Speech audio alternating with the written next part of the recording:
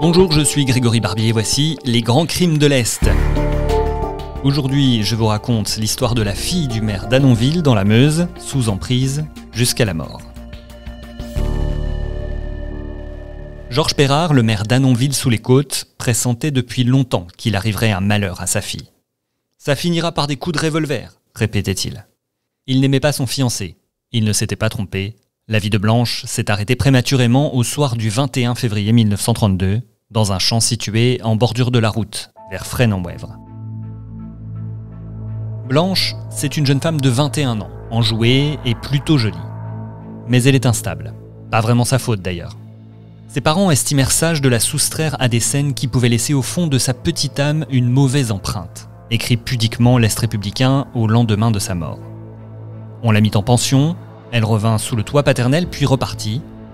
Bref, elle se partageait entre ses parents. Ainsi ballottée, elle ne savait plus, en fin de compte, à qui elle devait réserver son affection. La mort de sa mère accentua son instabilité. Elle multiplia les amourettes jusqu'au jour où elle rencontra Auguste Ritchie, deuxième fils d'une famille de cultivateurs d'Herbeville. Après son service militaire et une vague formation d'aviateur, celui-ci était revenu au pays. Campagnard aux façons distinguées, toujours vêtu à la dernière élégance, le beau Ritchie ne jouissait pas d'une bonne réputation. Il avait connu les tribunaux militaires, souligne l'Est républicain, qui précise en outre qu'il passait le plus clair de son temps à se promener sur une superbe motocyclette ou à fréquenter les cafés du pays. De quoi alimenter la rumeur sur ses revenus. L'ancien aviateur ne vivait que de ressources qu'il se procurait par différents moyens, tous étrangers au travail. À plusieurs reprises, le père de la jeune fille s'employa de tout son pouvoir à rompre cette liaison qu'il jugeait dangereuse. Mais Ritchie avait déjà un tel ascendant sur la jeune fille que celle-ci n'écouta plus la voix de la raison.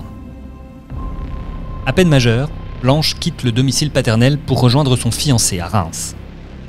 Le livret de caisse d'épargne que son père avait souscrit pour elle est dilapidé rapidement, tout comme les 25 000 francs que lui a rapporté la vente d'une maison à Annonville, maison qu'elle tenait de la succession de sa mère.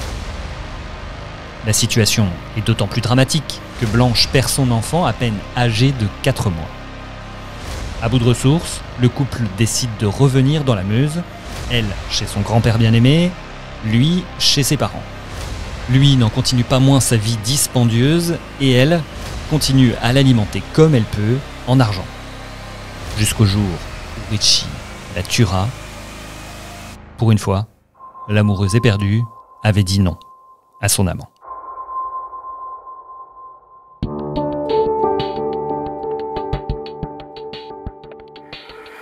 C'était Les Grands Crimes de l'Est. La triste destinée de Blanche Perrard a été écrite par Jérôme Estrada. Dans 2 semaines, je vous raconte l'histoire de celui qu'on a appelé l'étrangleur de Saint-Nabor. Et d'ici là, si vous aimez Les Grands Crimes de l'Est, n'hésitez pas, dites-le nous, mettez-nous des petites étoiles sur Apple Podcast et sur toutes les applis de podcast et de streaming. À dans 15 jours.